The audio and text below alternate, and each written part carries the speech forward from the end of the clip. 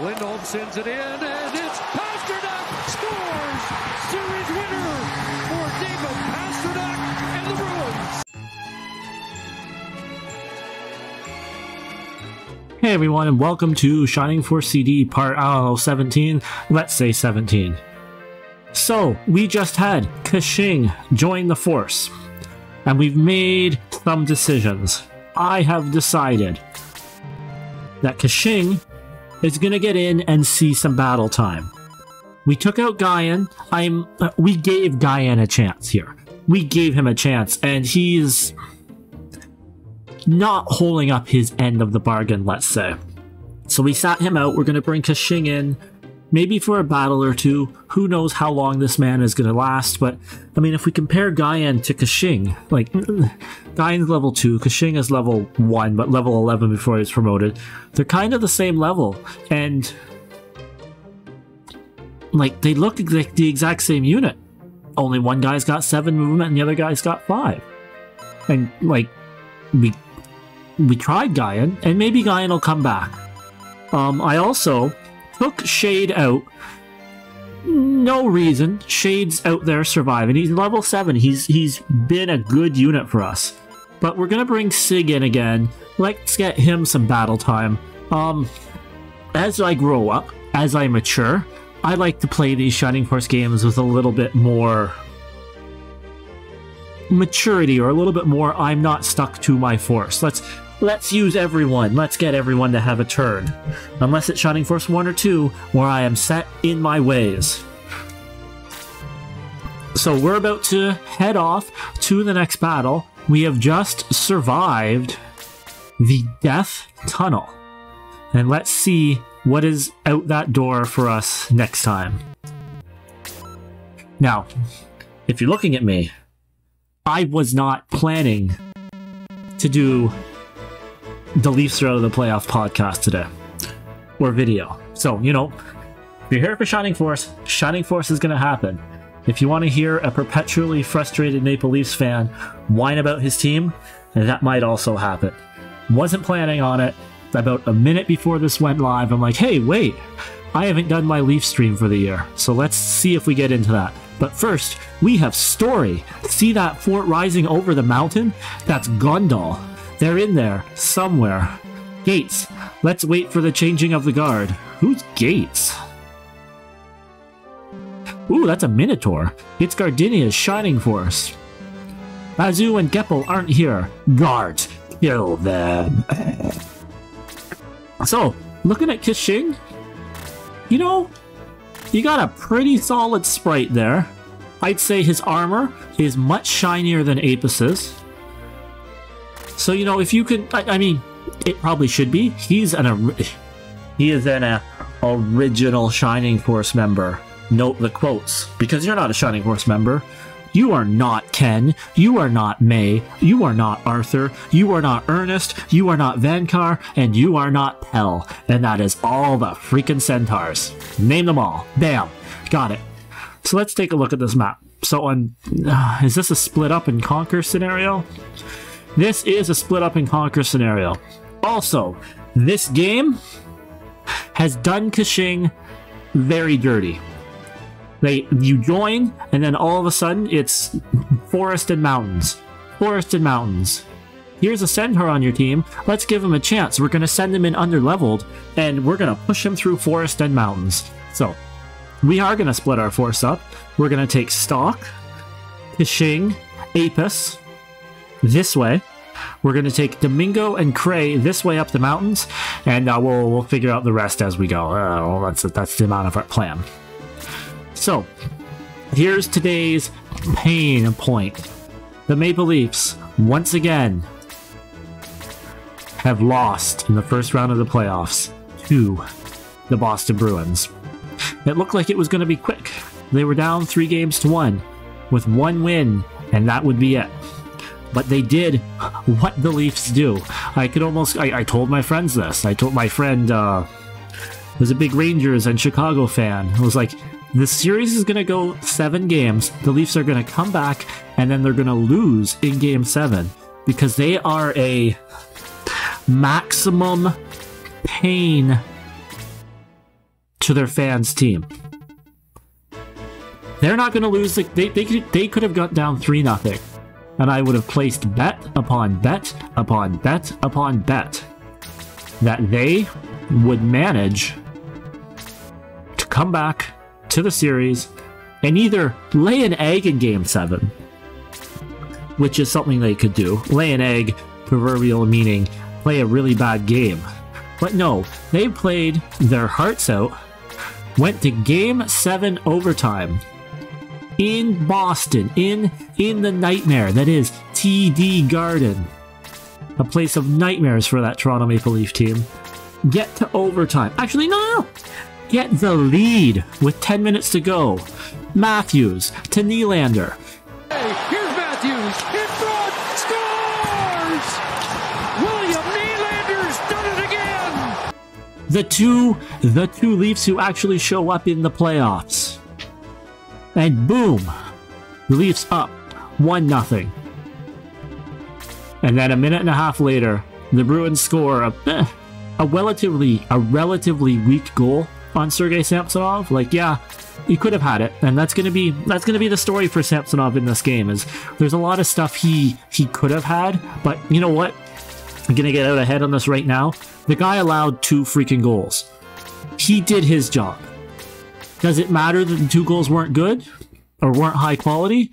I mean, slightly. You'd like to see the goals that get scored to, have a little bit more oomph behind them or be a little more like you didn't have a chance. But like, he let in 2 goals. End of story. That should win you the game.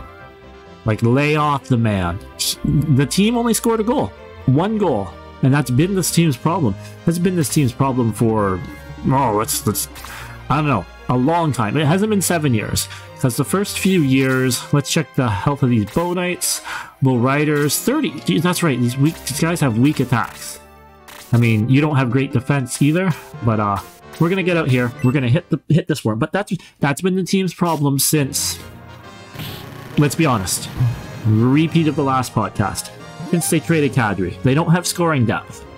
And their stars get shut down either through, bad scoring chance creation and decisions, or just, they're playing the other team's best players because they get matched up against them.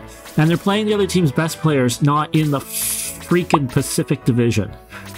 I mean, the amount of points that Connor McDavid gets to put up because he's playing weak teams is ridiculous. The Leafs are playing the Bruins. They're playing a team that knows how to play defense. Anyway, yeah, so overtime starts. It's back and forth. There's let's be honest, a pretty good play by the Bruins where they bank in the shot off the boards. David Pastrnak beats his man, tucks the puck in. Game over. Series over. Tears ensue. Well, let's talk about that goal. I know our force is not balanced here. Let's talk about that goal, but Nick is just... Can Nick do any wrong? So there's lots of blame that goes around on that goal. But I'm going to tell you something. That goal was talent and home ice advantage all bundled into one. I can't get mad at that goal. That's a good goal. Can I get mad that, Riley didn't notice the situation and keep up with Pastrnak? Yeah, I can get angry about that. Can I get angry? Oh, can I get angry? Can I get angry that Samsonov, for some reason, didn't come out and play the freaking puck that was, 6 feet in front of him? Yeah, I can get angry. And I know we just said this, don't blame Samsonov. And seriously, don't blame Samsonov. 2 goals into an OT game. That's not your fault they lost. But I am a goalie. I am a goalie who does not like coming out and playing the puck. I have anxiety about it. I'm not freaking good at it. If I have a chance to let my defenseman play the puck, or me, by the way, Cray, you're a friggin' machine. But if I have the chance to let the goalie play the puck, or me, my defenseman play the puck, anyone on my team handle that puck, or me, someone else on my team handles that puck. I shy away from that crap. But, he didn't even have to play it. It's close enough to him that he could have put his stick out, brought it in, and covered the puck. It's a real bad decision, and I know there's a lot of people ready to pounce on him. And he deserves it for that. But also, like, 2 goals in Game 7. What more do you want from the guy? And I realize he's not going to be here much longer. This was kind of his last year. He didn't have the best year. Let's be honest here. But that is not his fault that they lost. I don't know who's at fault. Like, it's like, I don't know who to blame for that. Because, like, you know, 1 game and you only score 1 goal, like, but it's consistent. And it's, I don't know what it is. I want to say it's, well, I mean, it's on the players, but it's also very much on management again. Not getting depth. And I know they didn't have a lot of money to work with. Let's see what Kaching can do. Welcome to the party, Kaching. I know they didn't have a lot of money to work with in the offseason. And I was happy when they signed Bertuzzi for the amount of money they signed him for. Did he earn it this year? And hell, did he earn it in the playoffs? He got like 2 points. No, he didn't. But I feel like I can't be upset about a decision I also would have made or I thought was good at the time. Oh my god, what are we doing? These AoEs are just kicking me down. And I mean, yes, in a way, it's on management to be more intelligent than me. They should be able to see this stuff coming. But, well, like I said, I can't get that upset about that situation occurring.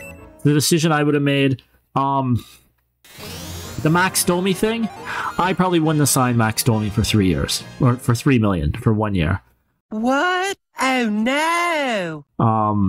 But also, like, I get it, it's fine. He also had a very good playoff. Let's be honest here. He stepped up. He wasn't great, but he centered that first line, and was adequate. He's not the problem. You want to blame this thing on management, and it's hard to blame on management because, like, look, I'm not a big Treliving guy. I am a Dubas believer through and through. But, like, they didn't pivot. They didn't get the depth. They didn't get the depth pieces. Like, I think... That's dumb, by the way. I hate that I missed that turn. I think that asking management to get another... Find another Bunting is ridiculous. Bunting was... So Michael Bunting was a winger the Leafs signed for League Min, who ended up being a pretty good player, could play on the first line. To sit here and go, hey, Treliving, you didn't find, you know, a player that could plug in for cheap like that, and that to be his fault, like, that's hard to put on him. But also, that's your job. Would have been nice to equip that heat axe. Probably would have been solved. But that's your job. But anyway, I digress. That's not that bad. That's not the issue. The issue is they gave a 1-year, $4 million contract. They spent $4 million of their rather limited cap resources. Oh my god, on a defenseman who was on the tip of my tongue, and now I can't even remember who the heck he is. That shows you how I am plugged in. Alright, Yisha, I need something. Blaze spell became level 3. It's something. It's more than Wendy has brought to the table. Let's be honest here. Bunting's not in good shape. Bunting. The things that are on my mind right now. Stock is not in great shape here. We're gonna hope we can get him a heal in here with Sig and be okay. But, and it just comes down to depth. And the Leafs not having that depth in scoring and their stars not being able to carry the series. And I mean, part of that is firmly on the stars. They need to step up, specifically Mitch Marner. I know people tend to get a little... Oh, Stock's gonna die. This is it for Stock. Speaking of disappointing players, still...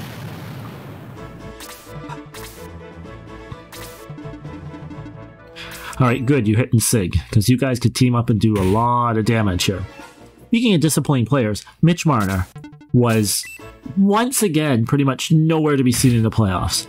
And that's not necessarily fair to Mitch. He kept good possession. He wasn't a negative asset on the ice or anything. His game has not translated into goals. And part of that is on Mitch. But part of that is the lack of depth that I have been talking about. So, Mitch Marner, in I think it was Game 7 or Game 6, or probably multiple of the games, let's be honest, would make these passes into the slot, or make these beautiful setup plays, or get plays set up. And then, all of a sudden, you know, who would he pass the puck to? It would be Edmund. And... you know, Edmund's a quality defenseman, but he's stone hands. He's not the one taking those shots. And I mean, you could look into this and go, hey, were the Bruins giving him those shots? Were they giving him those passes because they knew that Edmund, and why can't I remember his freaking name, couldn't convert? Maybe. But I mean, if Mitch is making those passwords to somebody else, you know, a Gustafsson, who plays for the Rangers, who could have been had for League Min, he might bury those. Edmundson, not just Edmund. And then I know a lot of people are also upset with John Tavares, and I mean, for good reason. Like, he didn't have the best series, but he's also old. Like, his window to be at his best was 3 years ago. Every year he's getting worse. And he's old, and this is what we assumed would happen when we signed him. But also, like, aside from his scoring numbers, I think he had 2 points in the series. Aside from that, like, he drove a line. He, you know, was completely adequate. There just wasn't enough there. And every year you can complain about the officiating and whatever, but this was not a year to be complaining about officiating. The Leafs had more than their majority of calls go their way. Nothing to really complain about there. So, what happens next? Well, they fired Sheldon Keefe, which I think Sheldon Keefe is a good coach. I just think, you know, how many kicks at the can does a man need? His time is up. And, you know, one of the things that's always said is, like, it's easier to change a coach than it is to change the makeup of the team. And, like, the time to change the makeup of the team was last summer. Because coming into this summer, Mitch Marner now has a no-trade clause. And I mean, that is not the ironclad thing that it is. You can trade people with no-trade clauses. You say, hey, we're going to waive you, or hey, we're going to trade you, and they generally go, yeah, that's cool. Or we're going to put you in the minors, or there's lots of things you can do to work around that, but you're not going to have the same power that we would have had last year. Also, like, I'm going to deal with this Pixie before he does some damage to us. I don't know why. He's hitting for one. Kind of dumb. But, like, coming into last offseason, it was a little, like, black and white, or these guys will hit Nick for one, so what are we worried about? I was a little like, hey, we had some leverage. We don't have to get rid of this guy.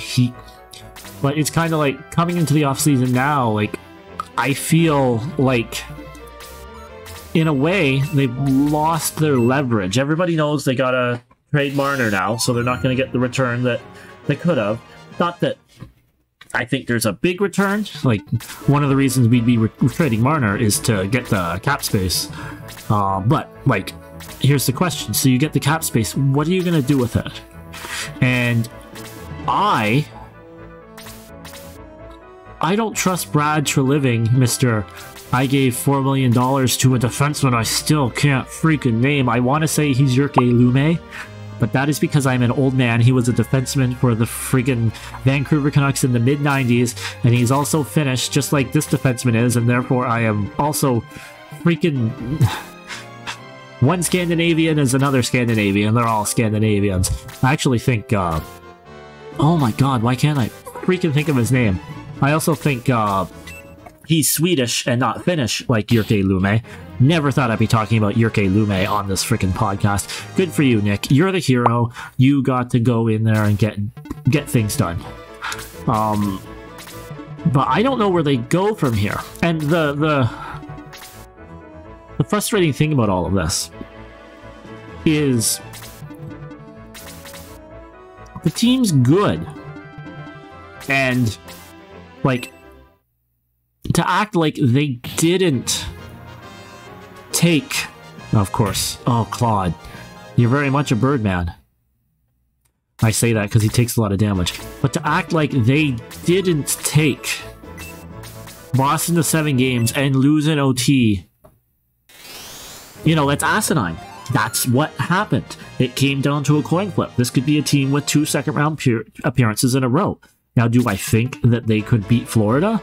No, but it's hockey and crap happens. Like, and this has been the thing. Like, it's been,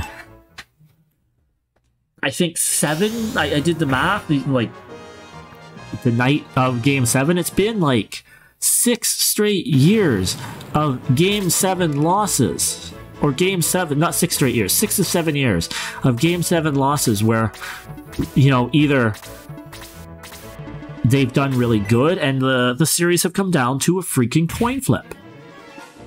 So on one hand, you sit here and go, hey, this isn't working, we need to change something. But on the other hand, it's like, they're a bounce away from winning every series they've been in. They have not gotten blown out. They have gotten blown out in 1 series, and that was Florida in the 2nd round last year. And even then, and I know a lot of people don't want to look back at it this way, but they outplayed Florida in the first 2 games of that series. They should have won. 2 of the games went to OT, like it was a 5-game series, but it was not. It was not a... This team ran them over. Like, they were there. But, you know, it's like, after so many years, something's got to change, right? And that's kind of where we are.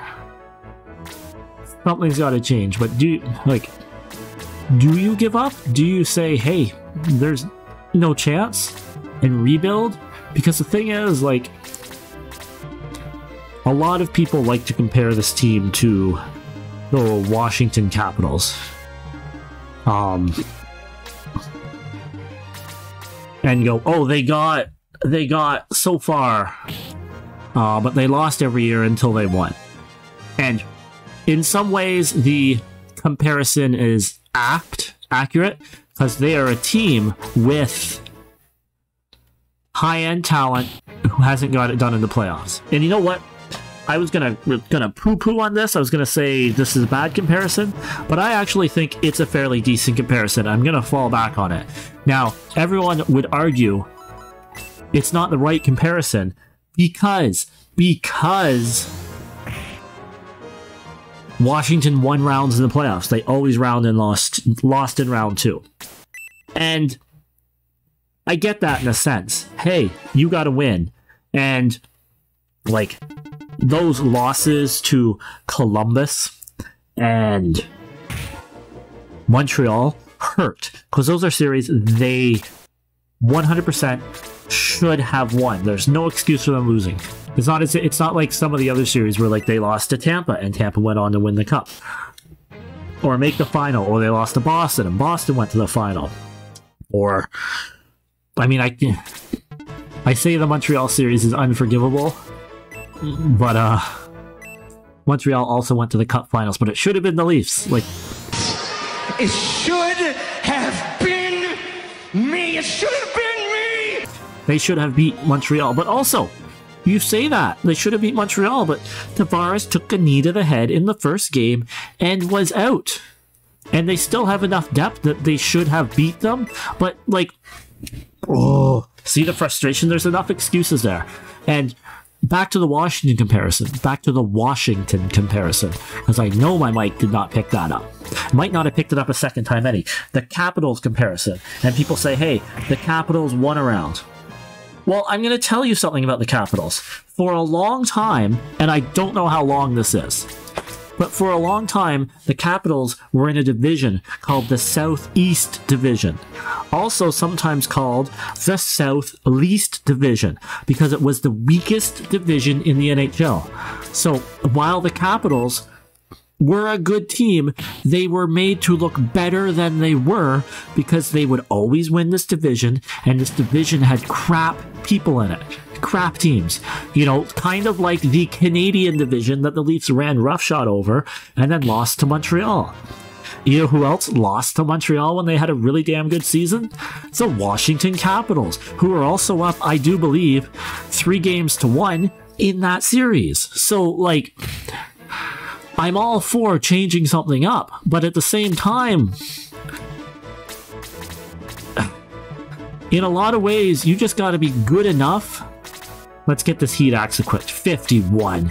You're on this too. Overkill. We're getting some FF7 over FF7, FF10 overkill here. But like, a lot of hockey is a weird sport where sometimes you just have to get into the playoffs and get the bounces. And, you know, we tear it down. We don't get into the playoffs. We don't get those bounces. But the opposite side of the argument is maybe they're never going to get the bounces the way the team is built. And it's frustrating because who knows what's right? Who knows what the right thing to do is?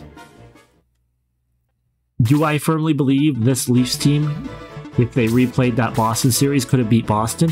Yes, especially when you remember, you consider that Matthews was out for games 5 and 6, which, I mean, admittedly, they won. But Matthews was out for 2 games and hurt. Nice, so +3 defense on Cushing. And hurt in games 2 or sick. So, like, Matthews not in tip-top shape. Best Leaf player single-handedly could have won them. Saying single-handedly won him game 2 is an oversight, but you know, him being out cost them games. Speaking of people being out and costing teams games, William Nylander hurt. Migraine headaches. Migraine headaches. What is that? What is that randomness? Migraine headaches. Out for games 1, 2, and 3. Comes back for game 4. And I mean, how much, what kind of shape is he in for his first game back? But comes back, scores 3 goals in 4 games. You don't think having an extra goal in game 1 or game 3, or just having that extra depth to push lines matters? It does. But, you know, as we've talked about, we're 7 or 6 years into this. At a certain point in time, how many chances do you get? And is it negligent to keep trying? And is it negligent to keep trying and making the same mistakes that you've made? Like, somehow we decided to pay William Nylander $11 million a year. Don't get me started. William Nylander is my favorite Leaf. And he has been my favorite Leaf, you know, hell, ever since he showed up. And everyone was always going on about how great Marner is and how great these people are. I've always been in the Nylander camp. And I'm very sorry he didn't get 100 points this year, because I was very happy and excited to hold that over on Mitch Marner. Mitch, I've had 99 points in a year once, but I haven't actually broken 100 points. Mitch Marner, I was very hoping... I was excited to hold that over people's heads. But nevertheless, it didn't happen. But not having... Now these guys are older. Their best days could be behind them. Like, Matthew scored freaking 69 goals this year. Do I think that's going to happen again? No. This is the peak. This is him. Mitch Marner, he's getting old. Everyone's getting old. John Tavares, this is his last year of an $11 million contract. I am very happy I have managed to take this map and clear out everything and come in with this kill for Nick, who's going to be, by the way, the MVP, because he has just been a tanky boy throughout this whole battle. Kills the boss, Leaf Talk over, depressing time over, Shining Force forever. Bazoo was right. You are no ordinary warriors. The Shining Force legend is true. Who is that? Is that Guyan? That's not Guyan. That looks so much like Guyan. Hey, hey! Gates, why are you in such a hurry? They are killing one Gardenian captive for every one of Bazoo's soldier you defeat. Oh shoot, then the force is done. We must free them. Nick, let's go. Gates, the gladiator, has joined the force. Well, you just assume he didn't actually join, did he? Cool. Gates, you're here. Let's do this. Are we going to storm this castle, or are we going to have a nice little... Look at the little flame hanging out. Well, if you're watching the video on demand of this, I'd like to thank you for watching, and we'll edit this, and it'll be live in, I don't know, a month, because that's how long it takes me to freaking edit anything these days. I have no time. You guys have a good one. Adios. Hey, it's me, the guy who played the game. Thanks for watching and making it to the end. I don't like to beg for likes and subscribes, but they do make me feel nicer. So, make me feel nice. Or don't. There. Contractual YouTube obligations fulfilled.